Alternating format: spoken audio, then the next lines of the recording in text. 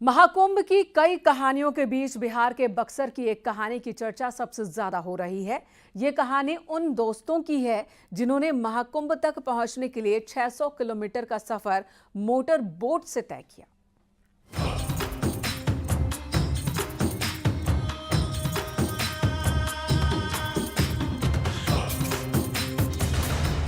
बक्सर के 7 दोस्तों ने कायम की मिसाल। 600 किलोमीटर की नाव से यात्रा, महाकुंभ तक पहुंचने के लिए मोटर बोट का सहारा।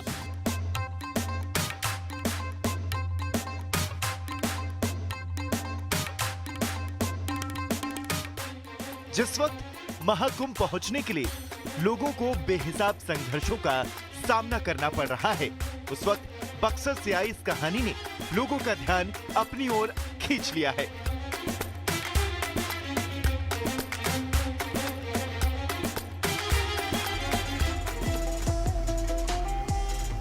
ये कहानी उन दोस्तों की है जिन्होंने सड़क के महाजाम और रेलवे की बेहिसाब भीड़ का सामना किए बगैर न सिर्फ संगम में स्नान किया, बल्कि अपने सफर से हर किसी को चौंका दिया।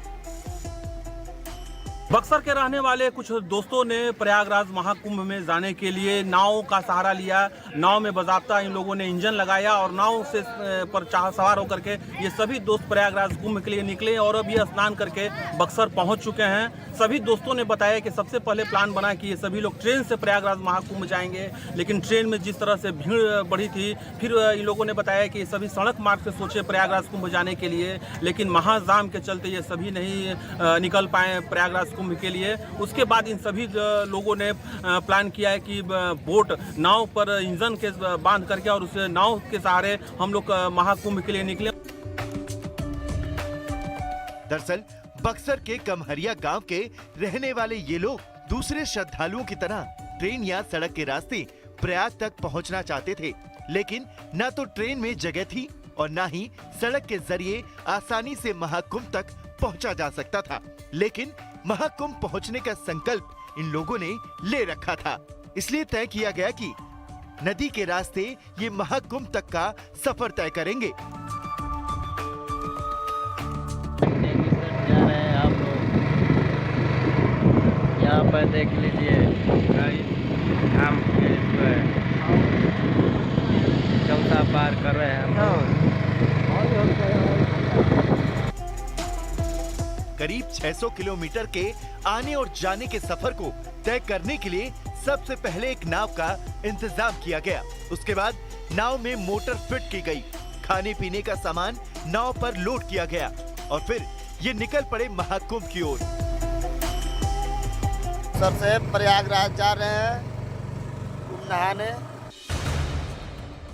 इन सभी 7 दोस्तों ने 11 फरवरी को सुबह 10 बजे कमहरिया गांव से अपने सफर की शुरुआत की थी। इस दौरान गंगा नदी की लहरों पर सवार होकर इन लोगों ने जमनिया, गाजीपुर, वाराणसी होते हुए प्रयाग तक का रास्ता तय किया। 13 फरवरी को रात 1 बजे इन लोगों ने संगम में डुबकी लगाई और 16 फरवरी की रात 10 बजे ये लोग सकुशल अपने गांव पहुंच गए। हालांकि इस दौरान नदी में बदलती धारा की वजह से इन्हें रूट तय करने में दिक्कतें जरूर आई, लेकिन कहा जाता है कि मजबूत इच्छा शक्ति से किसी भी काम को आसान किया जा सकता है और शायद यही वजह है कि महाकुंभ की यात्राओं में इन 7 दोस्तों की ये यात्रा एक सुनहरा इतिहास बन गई है।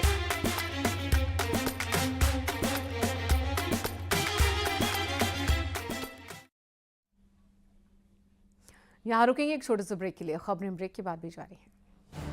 आप देख रहे हैं